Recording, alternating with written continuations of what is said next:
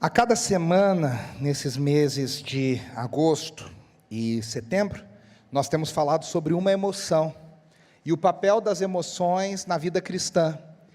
E a gente tem falado na série de coração e mente, como que as emoções nos ajudam, se bem colocadas, se bem entendidas, se bem equilibradas, a viver a vida cristã de uma forma plena, de uma forma total. E hoje a gente já falou, sobre o lamento, a gente já falou sobre a alegria. Semana passada nós falamos sobre a esperança e a confiança do Senhor, que é o nosso pastor. E se Ele é o nosso pastor, nós não teremos falta de nada. Nós não teremos falta de nada. E hoje nós vamos falar sobre uma das emoções e um dos sentimentos mais característicos da vida cristã, que é a gratidão. Eu já ouvi determinado líder e pastor, escritor, dizer uma vez que o nosso nível de gratidão é um demonstrativo do nível de maturidade espiritual que a gente tem. Ou seja, quanto mais gratos, mais maduros espiritualmente. Quanto mais ingratos, menos maduros espiritualmente. Ou seja, a gratidão é uma marca do crente que caminha com Deus, que entende a Deus, que é maduro na sua fé. E a gente vive num mundo, irmãos, que é um mundo tão complicado, porque para o sistema rodar, a gente precisa estar insatisfeito. Cliente satisfeito não compra. Se você está satisfeito com as tuas roupas, você não compra. Se você está satisfeito com o teu celular, você não compra. Se você está satisfeito com a sua casinha, você ficar lá sentadinho, você não vai no shopping, você não vai passear. Ou seja, para o sistema rodar, a gente precisa estar insatisfeito, E as pessoas vivem insatisfeitas, eu sempre falo, você gasta uma grana que você não tem, aí você compra lá o último celular do momento. Eu passei por isso recentemente, eu fiquei anos com o mesmo modelo de celular. Aí fui trocar, precisava trocar, estava me atrapalhando no trabalho, nas coisas que eu precisava fazer, estava travando, vou trocar. Aí comprei o modelo mais louco, eu falei, eu fico mais uns 5, 6 anos sem trocar o celular. Aí comprei faz pouco tempo, aí já vi a notícia hoje, modelo novo vai sair, não sei o que lá, isso já fica, o meu já não é o mais novo. A gente não tem alegria, a gente compra num dia, no outro já está ultrapassado, já tem uma coisa nova, porque o mundo roda de um jeito que a gente precisa o tempo inteiro de coisa nova, de coisa nova, de coisa nova, e isso gera em nós uma insatisfação, e a insatisfação anda de mãos dadas com a ingratidão. Então, se a gente não prestar atenção, a gente se torna gente reclamona e ingrata. E tem uma outra coisa que é uma questão até espiritual, a ingratidão e a reclamação, elas contaminam. É muito fácil a gente estar num ambiente que tem alguém reclamando, e quando você vê, você nem estava pensando, mas de repente você já está reclamando também.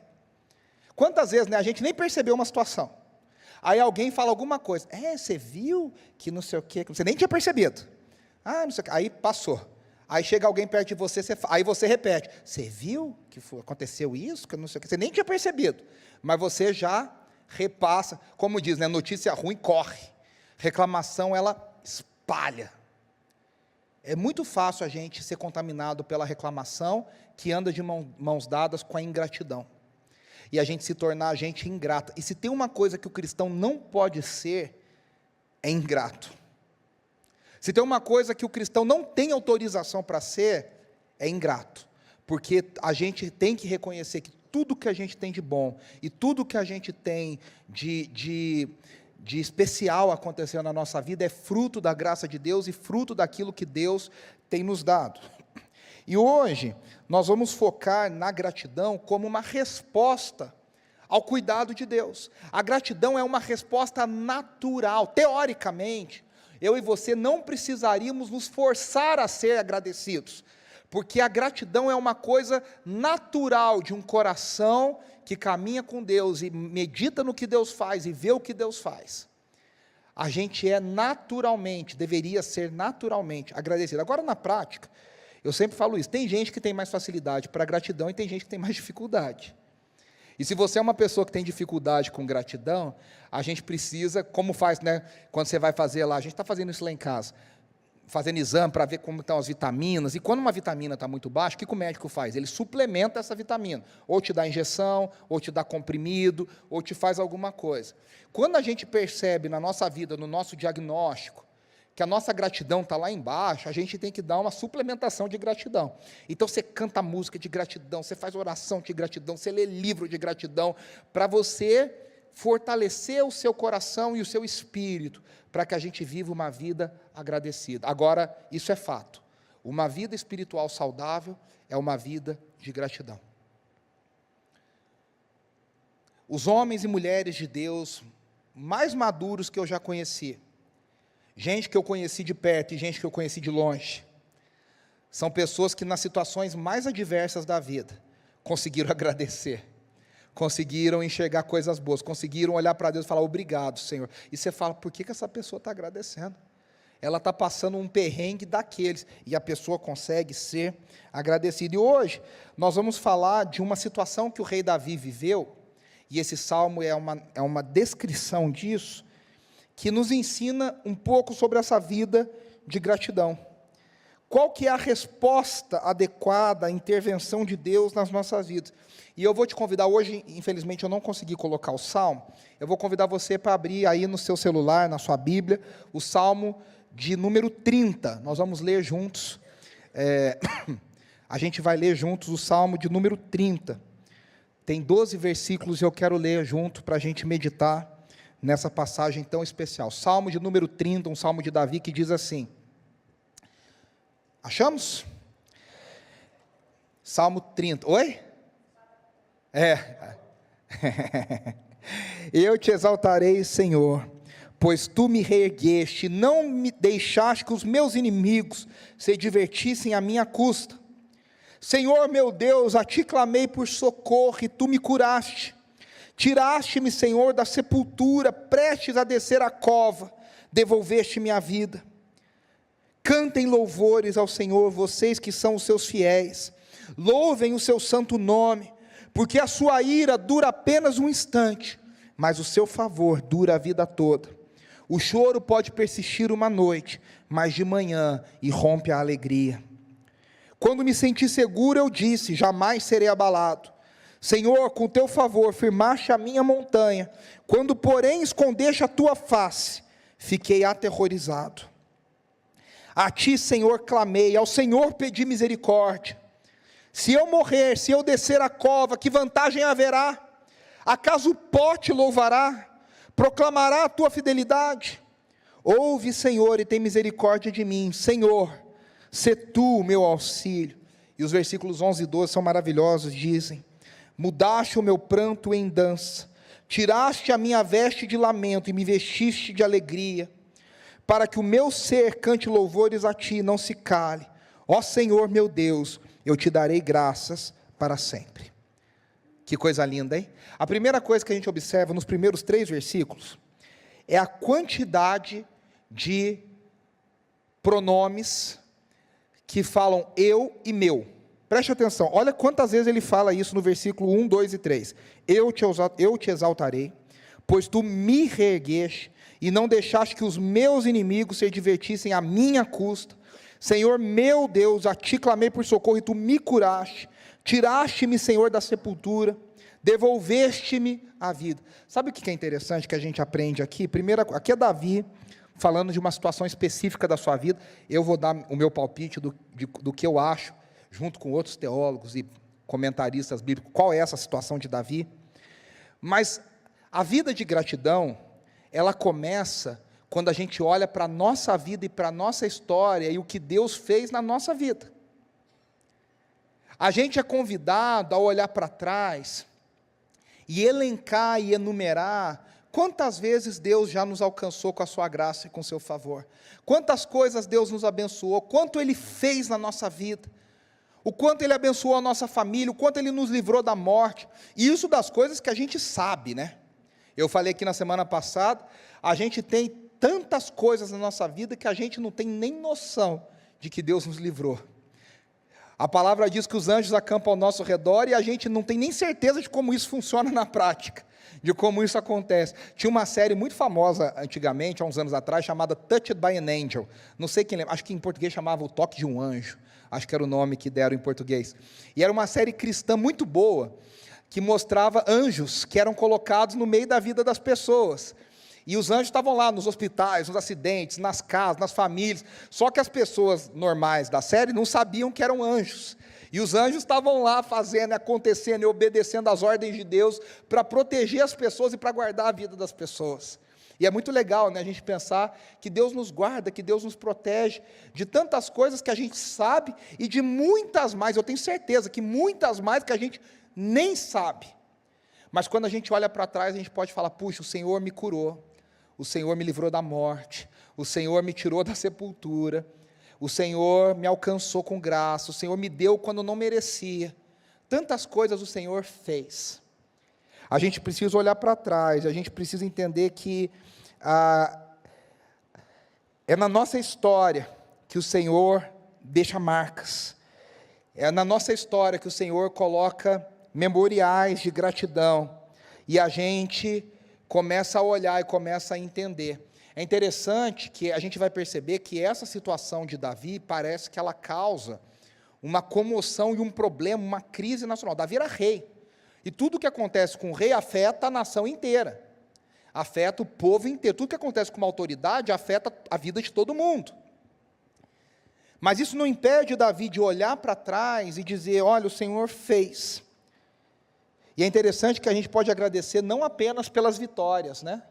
Mas também pela restauração,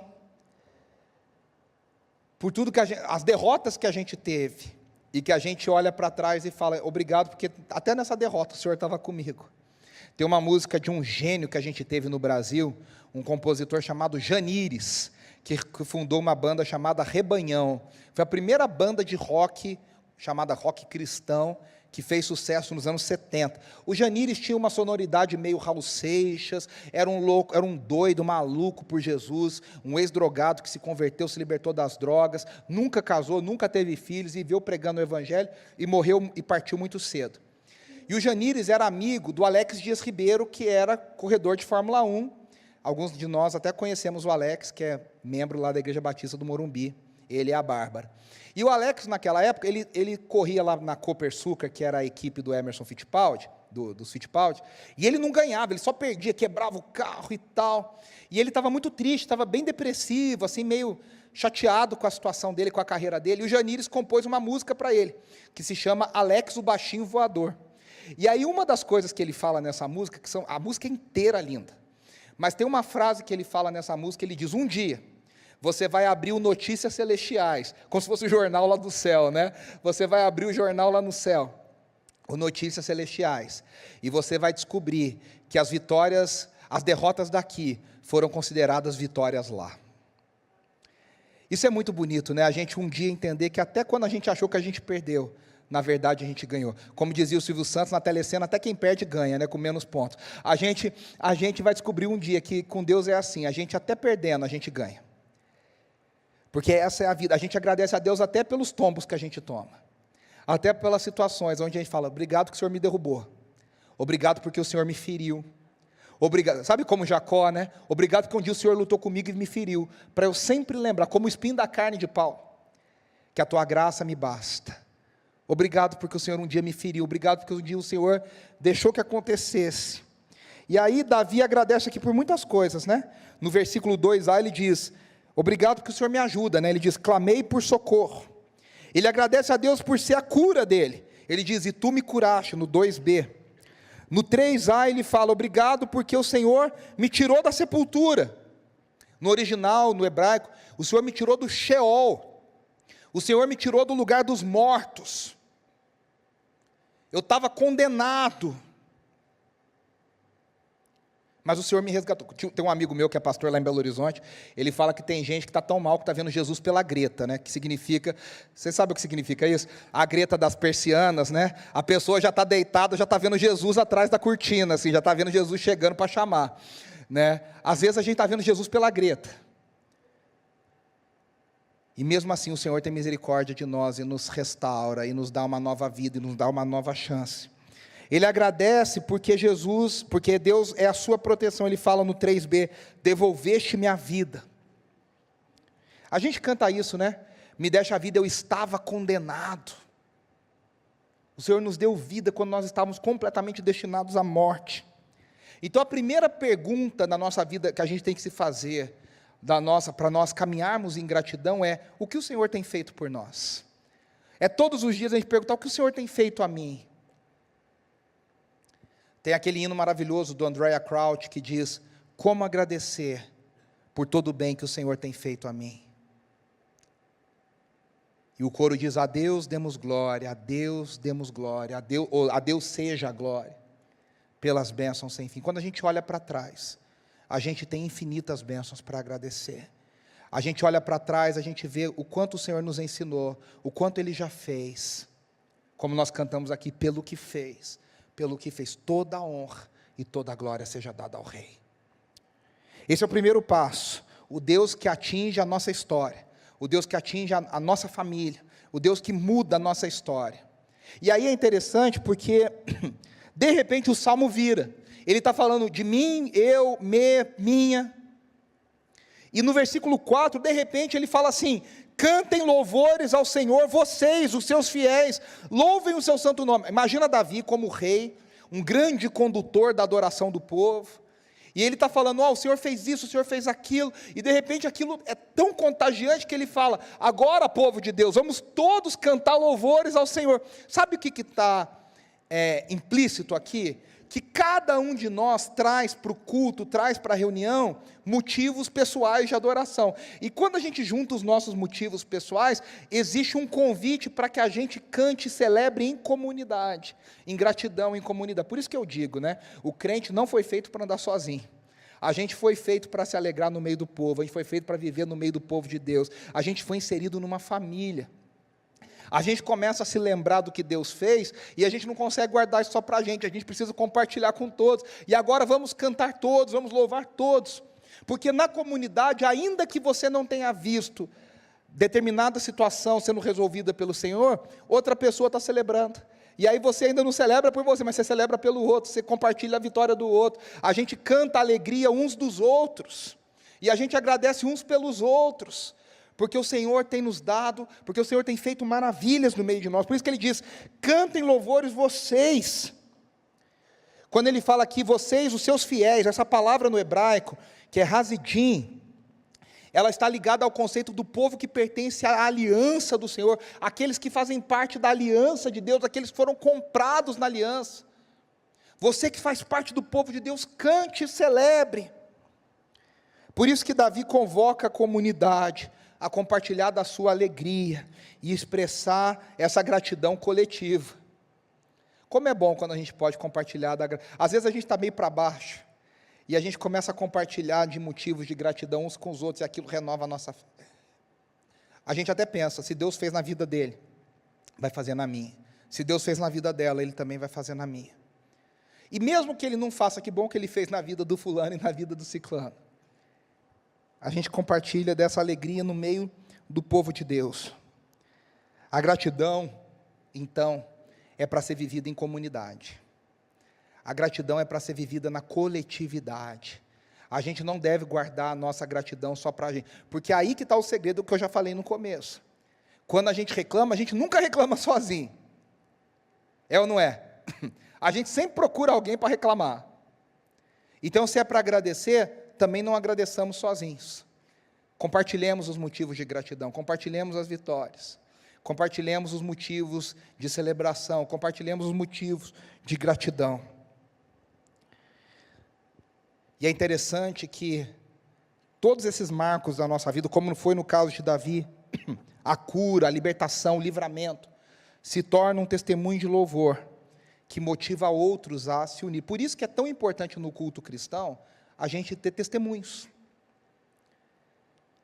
Claro que tem gente que usa isso como se fosse shoptime, né? Então, eu estava assim, Deus fez assim, você também pode fazer assim. Basta você dar a sua oferta assim, assim, assado. Cria um um processo, né? Uma esteira de produção, de milagres.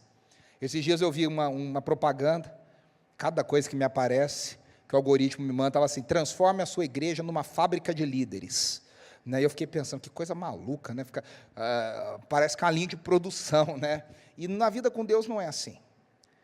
Mas a gente, quando compartilha e testemunha, a gente se força a testemunhar, porque o testemunho fortalece a fé da comunidade.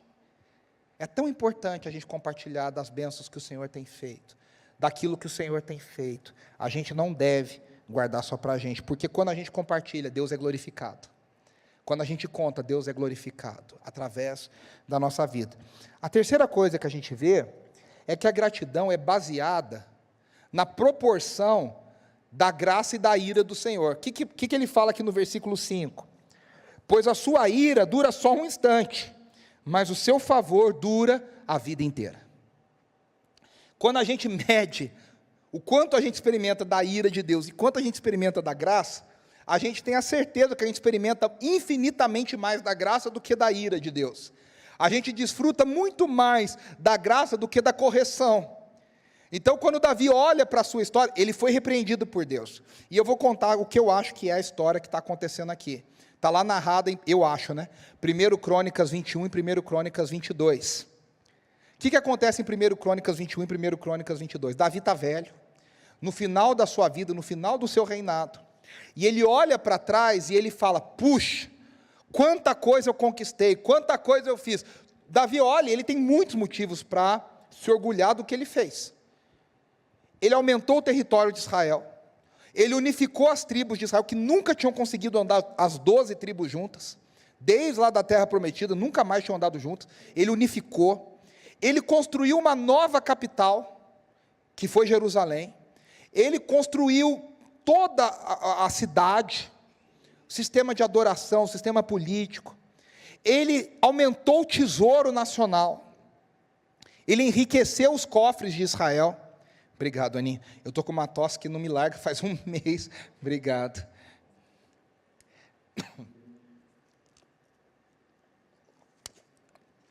Ele aumentou o tesouro nacional, ele derrotou inimigos como nunca, ele aumentou o território, e aí no final da vida, ele olha para trás e fala: caramba, que nunca antes na história desse país a gente teve um rei tão bom assim. Só que Davi toma uma atitude, e ele decide fazer um censo. E aí você fala: qual que é o problema de fazer um censo? Nenhum. O problema não é o censo, o problema é a motivação que Davi fez o censo. Porque ele fez o censo para dizer o seguinte: eu sou bom mesmo, e agora eu vou saber cada coisa que eu fiz. E quando ele faz esse censo, é uma afronta ao Senhor. E aí o que acontece? Deus manda uma praga sobre o povo de Israel, e as pessoas começam a morrer. E aqui no Salmo 30 dá a entender que o próprio Davi sofre com essa praga. E essa praga só cessa, quando Davi oferece um sacrifício, pedindo perdão ao Senhor, na eira do Jebuseu, né? Cadê o nome dele aqui? Eu esqueci o nome dele. Daqui a pouco eu acho aqui. Eu anotei aqui em algum lugar. Daqui a pouco eu acho aqui. Achei. Araúna. Ele vai no terreno desse cara e ele oferece, ele pede licença, ele paga um aluguel lá, uma coisa, e ele oferece um sacrifício imenso ao Senhor, ele pede perdão ao Senhor. E quando ele oferece esse sacrifício, a praga cessa. A praga cessa. Então Davi está dizendo: ainda que a ira do Senhor dure por um pouco, a sua graça é muito maior. Ainda que eu experimente o juízo de Deus, a sua graça é infinitamente maior. E aí ele fala uma frase que é muito bonita, né? Ele diz: o choro pode durar uma noite, mas de manhã irrompe a alegria. Tem muito crente que às vezes leva isso aqui literalmente, né? O cara fala: está chorando de noite lá, e aí ele fala: mas amanhã de manhã eu tenho que acordar bem. E às vezes a gente não acorda bem, Porque não é isso que esse salmo está dizendo. Porque de uma forma ampla, o que está acontecendo é o seguinte: a noite é todo esse período que nós ainda guardamos o que o Senhor vai fazer plenamente, o dia do Senhor, o que na teologia a gente chama de parousia, o último dia. Até o último dia, até o dia do retorno do Senhor, até o dia que o rei voltar, até o dia que o Senhor se manifestar nos ares, até esse dia, ainda é noite. A gente ainda está no escuro, a gente ainda chora. É claro que a gente agradece, é claro que a gente tem motivos de alegria, mas no geral a vida é difícil, a vida é dura, o mundo não está como Deus queria que estivesse. O pecado ainda existe, a injustiça ainda está por aí, crianças ainda são mortas, os inocentes ainda são presos. Hoje saiu a notícia aí de que o Hamas matou acho que mais 5 ou 6 reféns que estavam desde não sei quando, acho que meses com eles. E hoje se descobriu que essas pessoas já foram mortas pelo Hamas. Jovens, crianças, mulheres. E a gente olha para isso, como a gente estudou em Romanos capítulo 8, a gente geme com a criação, a gente geme com o mundo dizendo, há uma dor na nossa criação, há uma dor no mundo, há um choro que nos acompanha, que só vai acabar quando amanhã se manifestar. E quando que amanhã vai se manifestar? Quando Jesus nos ares abrir os céus, e Ele se manifestar nos céus, e Ele descer nos ares, e Ele nos encontrar, e aí sim a morte será derrotada, os inimigos todos serão derrotados, e o Senhor Jesus vai reinar para sempre, e aí sim, a sua glória vai encher a terra, como as águas cobrem o mar, e aí será sempre dia. Por isso que diz em Apocalipse, que lá na Nova Jerusalém não há dia e não há noite, é sempre dia, e nem o sol é necessário, porque a glória do Senhor brilha sobre a cidade, brilha sobre nós.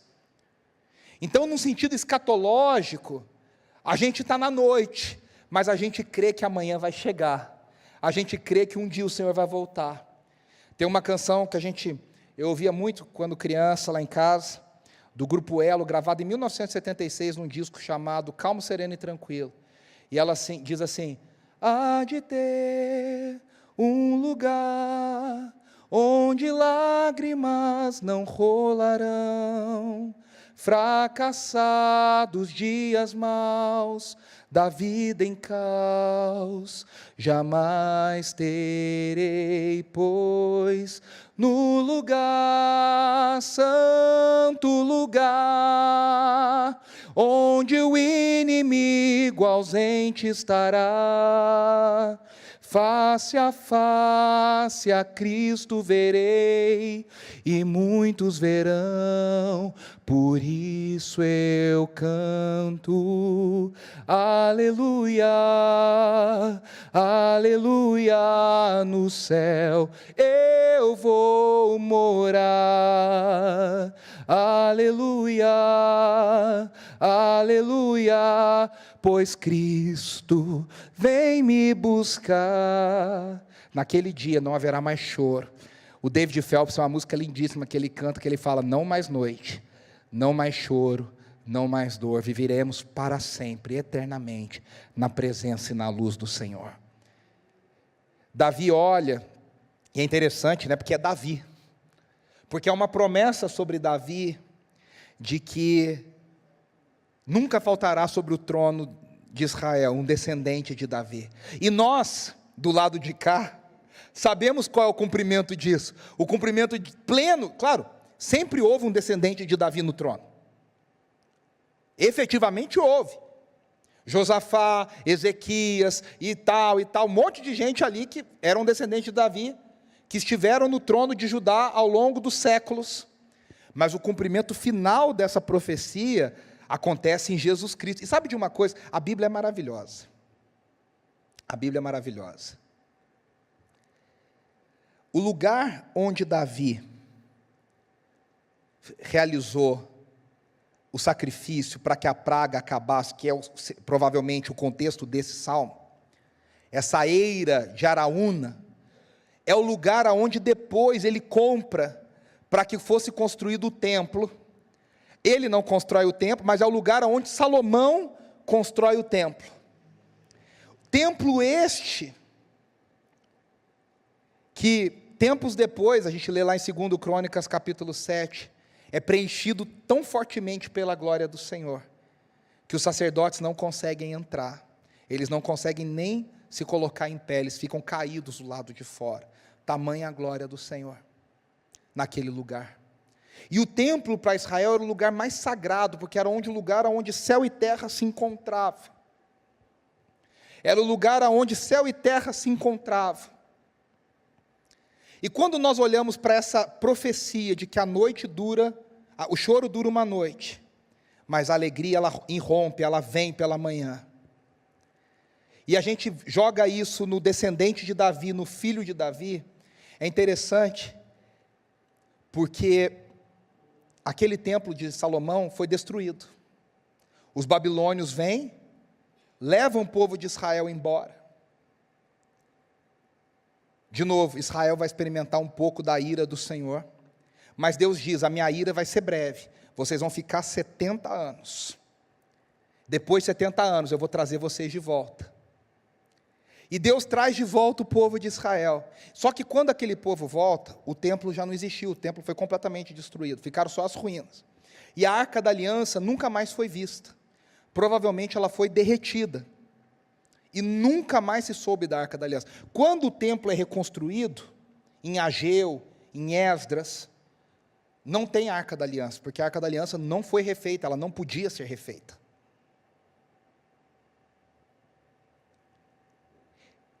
Quando Jesus, eu quero ler com vocês uma outra coisa, acho que vai explicar melhor.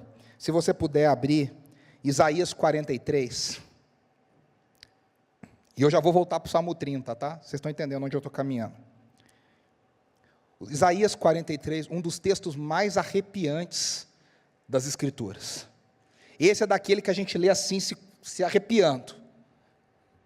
Isaías 43, no versículo 14, diz assim: assim diz o Senhor, o seu Redentor, o Santo de Israel, por amor de vocês eu mandarei inimigos contra a Babilônia, e farei todos os babilônios descerem como fugitivos dos navios de que se orgulhavam. Eu sou o Senhor, o Santo de vocês, o Criador de Israel e o seu Rei. Assim diz o Senhor, aquele que fez um caminho pelo mar, uma vereda pelas águas violentas, que fez sair junto os carros de guerra e os cavalos, o exército e os seus reforços, os quais jazem ali para nunca mais se levantarem, exterminados, apagados como um pavio. Olha o que diz o 18: esqueçam o que se foi, não vivam no passado, vejam, eu farei uma coisa nova, ela está prestes a acontecer, vocês não percebem? Até no deserto eu vou abrir um caminho e riachos no ermo, os animais do campo me honrarão, os chacais e as corujas, porque fornecerei água no deserto e riachos no ermo, para dar de beber ao meu povo, ao meu escolhido, ao povo que formei para mim mesmo, a fim de que proclamasse o meu louvor. Preste atenção, aqui são séculos depois de Davi, e aqui a perspectiva, Davi deu a perspectiva humana, o Senhor fez, o Senhor me restaurou, o Senhor me limpou, o Senhor me protegeu. Aqui nós vemos o próprio Deus falando do que Ele fez. Ele diz, vejam o que eu fiz, vejam o que eu fiz. E aí Ele fala, para Israel, eu tirei vocês do Egito, eu tirei vocês do deserto, eu criei rios no deserto. E agora Ele está dizendo para o povo que está no exílio, eu vou de novo tirar vocês da escravidão, eu vou tirar vocês da Babilônia, eu vou trazer vocês de volta. E vocês vão habitar de novo na minha terra. Só que, quando o povo de Israel volta, o povo de Judá, os judeus, o templo está destruído, a Arca da Aliança foi destruída, eles reconstroem o templo, mas nunca mais é a mesma coisa, eles continuam debaixo do domínio opressor, embora estivessem morando em Jerusalém. O N.T. Wright, o grande estudioso do Novo Testamento, diz que havia uma ideia no coração do povo judeu, de que eles nunca tinham saído do exílio verdadeiramente. Eles voltam, mas eles ainda continuam com aquela sensação, nós não somos ainda libertos completamente. E eles aguardavam uma libertação, essa libertação, amanhã, que acabaria com a noite, ela acontece quando? quando o filho de Davi, o próprio filho de Deus, se torna carne, se torna gente como eu e como você. Os rios no deserto são encarnados agora na fonte de águas vivas, que é Jesus. O caminho que é feito no meio do deserto é o caminho, a verdade e a vida que nos leva ao Pai. João diz que a glória que foi vista no templo de Salomão agora está contida na pessoa de Jesus, e ele diz no capítulo 1, no versículo 14, vimos a sua glória, glória como do unigênito do Pai, que tabernaculou, ele está dizendo, o templo, a arca, o tabernáculo virou gente, e andou no meio de nós. Ali a manhã começou a brilhar, ali começou a raiar os raios do sol, ali a noite começou a terminar. O Deus que está dizendo, olha, eu já fiz uma vez, eu vou fazer de novo. E Ele fez de novo. E nós que estamos aqui, hoje, a gente olha para trás e diz, o Deus que tirou Israel do Egito, o Deus que tirou Israel da Babilônia, o Deus que mandou o seu Filho para cumprir a sua promessa, um dia fará mais uma vez. Por isso que Deus diz, eu estou fazendo uma coisa nova. 2 Coríntios 5,17 diz, aquele que está em Cristo é nova criatura, as coisas velhas já passaram. Por isso que Deus diz em Isaías 43, esqueçam o que passou. Aí você fala, mas você falou para lembrar ou para esquecer? O Salmo 30 fala para a gente lembrar, Isaías 43 fala para a gente esquecer. São duas coisas diferentes que são a mesma coisa. Elas não são contraditórias. A gente deve se lembrar do que Deus fez, para agradecer. A gente não deve se apegar ao passado, como se o passado fosse o melhor que está por vir. Quando a gente se apega ao passado e isso nos impede de olhar para o futuro, a gente deve esquecer o passado. A gente deve lembrar do passado quando ele nos impulsiona para o futuro. Deus fez, mas Deus vai fazer mais. Deus já fez, mas Ele vai fazer ainda mais na nossa vida. Tem uma música que ficou muito famosa no Brasil, que diz que o melhor de Deus ainda está por vir. E aí eu já vi muita gente falar, ai que absurdo falar isso, que Jesus já veio, Jesus é o melhor de Deus. Tá, nesse sentido mas num certo sentido o melhor de Deus ainda está por vir, porque Deus ainda não cumpriu plenamente as suas promessas. Nós ainda aguardamos o dia do Senhor. Nós ainda aguardamos o dia que a noite vai cessar e que amanhã vai brilhar. Amém, gente? Para a gente terminar, no versículo 6 e 7 do Salmo 30, Davi diz assim, quando eu me senti seguro, eu disse, jamais serei abalado. E a gente lê isso, parece que, tem até uma música que fala, não seremos abalados, não seremos abalados. Parece uma coisa boa, mas não é uma coisa boa. O que ele está dizendo é o seguinte, que em algum momento ele olhou e falou, eu estou num platô que daqui eu não saio, daqui ninguém me tira. Ele se achou autossuficiente, e aí ele diz que quando ele se achou soberbo e autossuficiente, o que Deus fez? Deus virou o rosto. Porque a Bíblia nos garante, se tem uma coisa que Deus despreza e Deus odeia, é a soberba e o orgulho. Deus não tolera a soberba e o orgulho. E Davi está dizendo, no dia que eu me ensoberbeci, no dia que eu me orgulhei, o Senhor virou o rosto para mim. E aí ele diz, eu fiquei aterrorizado. A vida de gratidão, meus irmãos, envolve saber que a segurança e a estabilidade que a gente tem, não são nós. O emprego que você tem, a família que você tem, as coisas boas que você construiu não vieram de você. Como diz em outro momento das Escrituras, todo dom perfeito, tudo que a gente recebeu, nos foi dado pelo Senhor, pelo Pai das luzes. E aí Davi termina com os versículos 11 e 12, de novo, falando de algo que o Senhor fez, mas algo que seria cumprido no novo, na nova aliança, em Jesus, no descendente de Davi, no filho de Davi. E é um grande clamor para a gente louvar o Senhor. Versículos 11 e 12 dizem assim, mudaste o meu pranto em dança, a minha veste de lamento em veste de alegria. Quando eu leio isso, sabe o que eu me lembro?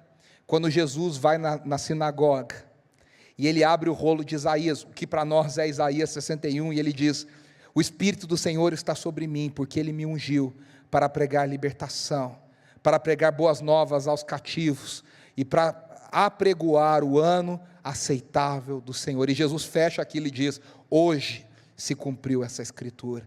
Ele está dizendo, olha meus irmãos, o tempo de chorar passou, agora é tempo de dançar, agora é tempo de festejar. Várias vezes ele disse, por que os meus discípulos vão jejuar, se o noivo está com eles. Ninguém jejua na festa do casamento. Na festa do casamento a gente celebra e a gente dança. Ele foi levado mais uma vez aos céus. Nós não o temos aqui de forma plena ainda. Então a gente jejua, a gente clama, porque um dia, quando ele voltar, o nosso pranto será transformado em dança. O nosso lamento será transformado em alegria. Ele diz: estou tirando as vestes de tristeza, estou dando a vocês vestes de louvor. O Asaf Borba escreveu uma música em cima desse texto. Ele diz: coroa de alegria em vez de cinzas, em vez de pranto, vestes de louvor. O Senhor está trocando o nosso lamento e tem nos dado um cântico de alegria. Em última instância, mesmo que a vida aqui esteja difícil, mesmo que as circunstâncias estejam complicadas, a gente celebra, porque os planos do Senhor um dia se cumprirão. Nada pode impedir o eterno, nada pode parar o braço de Deus, nada pode parar o projeto de Deus. Um dia o nosso lamento será trocado em dança, e a gente celebra, a gente dança, e a gente bate palma, e a gente se alegra, e a gente agradece, ainda que aqui a gente não veja muito motivo, mas a gente faz que nem o apóstolo Paulo, né? As leves e momentâneas tribulações não podem se comparar à glória que nos foi prometida, e a gente olha pelos olhos da fé. Por isso que a gratidão, ela anda de mãos dadas com a fé, porque a gente não olha para o hoje, embora a gente tenha motivos para agradecer no hoje, a gente tenha motivos para agradecer no passado, mas acima de tudo, a gente olha com fé para aquilo que Deus prometeu e aquilo que Deus vai fazer na nossa vida. E ele termina no versículo 12 dizendo: para que o meu coração cante louvores a ti, e não se cale, Senhor, meu Deus, eu te darei graças para sempre. O crente é alguém que tem uma fé inabalável no Senhor, no Deus que cumpre, no Deus que faz, no Deus que realiza os seus planos. E na nossa boca tem sempre um cântico de alegria, tem sempre um cântico de louvor, tem sempre um cântico de esperança, porque Ele tem enchido as nossas lâmpadas, como diz o cântico, com óleo de alegria. Ele tem nos dado novas vestes, por isso que a nossa boca se enche de riso, e a nossa boca de louvor. Que nunca falte sobre nós, meus irmãos, a gratidão, a alegria de celebrar a Deus. Esse é o nosso desafio, amém, nessa semana, da gente agradecer mais, da gente celebrar mais, da gente viver mais com gratidão para o Senhor. Feche os seus olhos, vamos orar para a gente terminar essa celebração e agradecer ao Senhor. Aí no seu lugar, se você puder, tire um minutinho para agradecer ao Senhor. Se você quiser agradecer em voz alta, se você quiser agradecer em voz baixa, mas agradeça ao Senhor na sua mente, no seu coração, pelo que Ele fez na sua vida, pela vida que Ele te deu, pelo livramento que Ele te deu, mas acima de tudo, porque nós temos a certeza e a esperança de que um dia, essa noite terminará, e nós viveremos amanhã do Senhor, nós viveremos a alvorada da eternidade, nós veremos Cristo como Ele é. Um dia as coisas velhas vão passar plenamente, e eis que todas as coisas se farão novas, e a gente pela fé já agradece, a gente pela fé já celebra, a gente pela fé já vive com gratidão diante do Senhor, todos os dias.